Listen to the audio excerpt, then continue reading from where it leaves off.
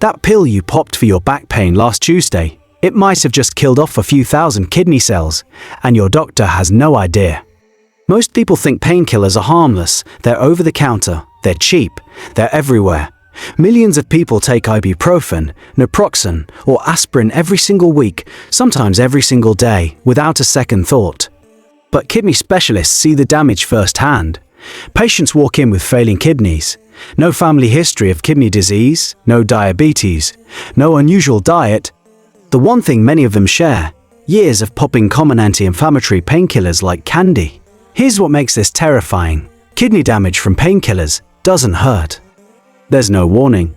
Your kidneys are silently losing function for months, sometimes years, before any symptom shows up. And by the time a symptom does appear, you've already lost ground you can never get back. What you're about to hear is the thing most people only find out after the damage is done. Picture this. Your knee flares up after a long walk. You reach into the medicine cabinet, grab 2 ibuprofen, and within an hour you feel better. That's the deal, right? That's what it's there for. Ibuprofen, naproxen, and similar drugs belong to a class called NSAIDs, non-steroidal anti-inflammatory drugs. They work by blocking certain chemical signals in your body that cause pain and swelling. And they do work. That part's real. But here's what nobody tells you. Those same chemical signals your kidneys rely on to regulate blood flow. When you block them, you don't just mute pain, you also restrict the blood supply going into your kidneys. In a healthy person taking a normal dose occasionally, the kidneys can handle it. But over time, or in higher doses, or if your kidneys are already working harder than they should, the damage compounds. Check every painkiller you own right now. If it says ibuprofen, naproxen, or ketoprofen on the label, you're holding an NSAID. Know what you're taking before you take it. You might be thinking, okay, but I'm careful. I only take it when I really need it. Here's where it gets serious. The people most at risk from NSAID-related kidney damage are also the people most likely to be taking them regularly. If you have high blood pressure, your kidneys are already under pressure, literally. NSAIDs raise blood pressure and reduce blood flow to the kidneys at the same time. That's a double hit. If you have type 2 diabetes, your kidneys are already filtering harder than they should. Adding a drug that restricts their blood supply is like asking a runner to sprint while tightening a band around their chest. And if you're over 55, kidney function naturally declines with age, quietly without symptoms. What a younger person's kidneys can absorb, yours may not recover from as easily. The cruel irony is that these groups, people with high blood pressure, people managing blood sugar, older adults, are also the groups most likely to deal with chronic pain, joint pain, arthritis, back pain. And so they reach for the same drugs, again and again, not knowing the risk their specific body carries. If you have high blood pressure, diabetes, or you're over 55, talk to your doctor before taking any NSAID, even once. This is not about being overly cautious. This is about knowing your actual risk. Here's a number that should stop you cold. Roughly 1 in 7 American adults has chronic kidney disease, and most of them don't know it. The kidneys don't send pain signals the way your back does or your head does. They just quietly do less and less. This next part surprises almost everyone. The kidneys compensate. Even as they lose function, they adapt. They work harder with the cells they have left. So you feel normal. Your energy feels okay. You don't notice anything. Meanwhile, your kidney function might have dropped from 100% to 70% to 55%, all without a single obvious sign. By the time you feel fatigue, notice swelling in your ankles, or see changes in how much you're urinating, your kidneys may already be operating at half capacity or less. NSAIDs accelerate this process. They don't cause kidney disease in isolation in most healthy people, but in people already losing function, even slightly, they can push the timeline forward by years. Ask your doctor for a simple kidney function blood test.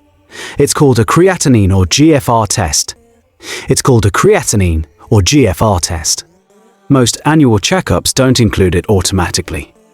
If you have high blood pressure, diabetes, or you're over 55, talk to your doctor before taking any NSAID, even once. This is not about being overly cautious. This is about knowing your actual risk. Here's a number that should stop you cold. Roughly 1 in 7 American adults has chronic kidney disease, and most of them don't know it. Ask your doctor for a simple kidney function blood test. It's called a creatinine or GFR test. Most annual checkups don't include it automatically. You have to ask, so what do you do when the pain is real and you need relief? Most doctors won't bring this up in a regular checkup, but acetaminophen, sold as Tylenol, is generally much safer for kidney function than NSAIDs. It works differently. It doesn't restrict blood flow to the kidneys. For most people with joint pain, back pain or headaches, it handles the job without the kidney risk. Does that mean acetaminophen is risk-free? No. Taken in high doses or combined with alcohol, it creates serious liver risk. But for the kidney specifically, it's a meaningfully safer option for most people.